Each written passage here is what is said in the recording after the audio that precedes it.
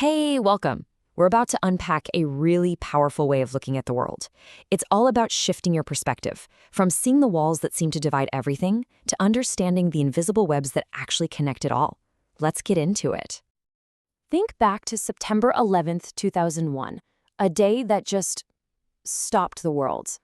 And in the days that followed, you heard one phrase over and over again: this changes everything. It really felt like the old rules were gone. Problems that we thought were over there suddenly felt like they were right here. But honestly, when something that huge happens, where do you even start to make sense of it? How do you untangle all the causes, the political, the economic, the cultural, and then trace all the ripple effects that shoot across the globe? You just know that one single explanation isn't going to cut it. And that, right there, is the core issue. Trying to understand something like 9/11 through just one field of study, it's like trying to describe an elephant when you're only allowed to touch its tail. Sure, you get a piece of the truth, but you completely miss the big picture. Just look at how different experts would tackle it. An economist, they're going to focus on the stock market, the hit to the airlines, but they'll completely miss the ideology that drove the attacks. A political scientist will zoom in on the US versus Afghanistan, but they might overlook the fact that the attackers weren't a state at all.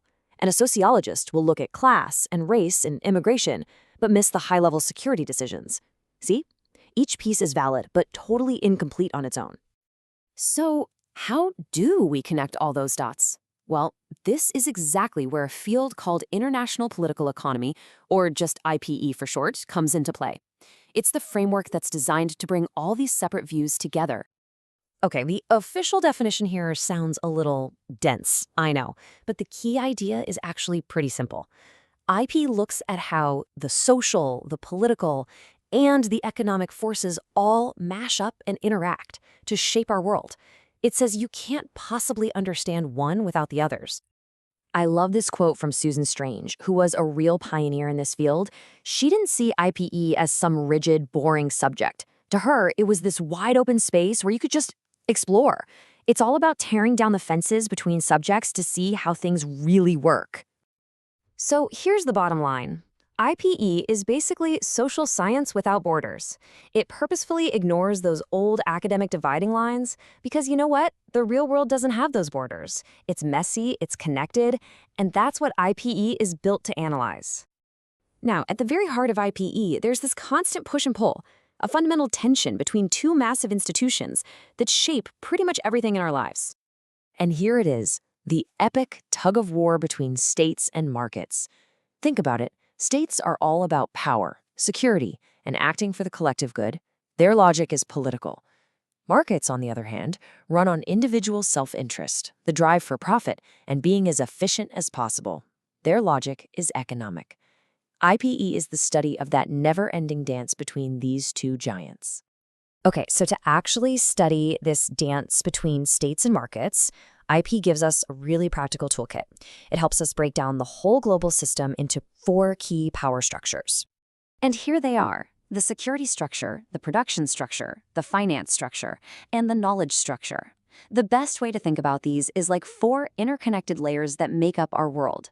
The key is understanding how they overlap, because trust me, every big global event leaves a footprint on all 4. First up, the security structure. This is pretty straightforward. Who protects who and from what? After 9/11, it became crystal clear that threats don't just come from other countries anymore.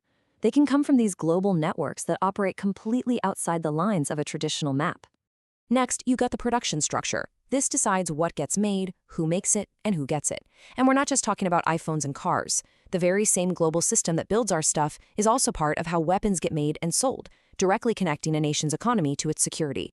Third is the finance structure, that massive invisible web of money that flows around the planet every second. It's an amazing engine for investment and growth. But that same system, with its speed and anonymity, was exploited by groups like Al-Qaeda to fund their attacks. It shows you that money itself can be a weapon. And finally, there's the knowledge structure. This is all about who has access to information and technology, which is maybe the most important source of power today. And it's everything from a country's most advanced military tech down to the simple cell phones and email accounts the 9/11 terrorists used to coordinate.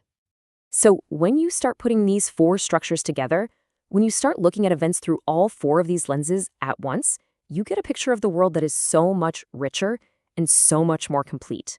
It's a total shift in perspective. You know, the journalist Thomas Friedman put it perfectly. He said, learning to think this way is like putting on a new pair of glasses and suddenly seeing the world in 4D.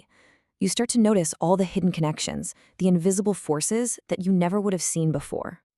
And really, that's the whole point of this explainer. IPE is a tool that helps us stop seeing a world of separate walls between countries, between politics and economics, between security and finance, and start seeing the intricate webs that actually connect everything. So, with those new 4D glasses on, the next time a big global event happens, what connections are you going to look for? What links between security and production and money and knowledge will you see? The world is a web of hidden connections, and now you have the map.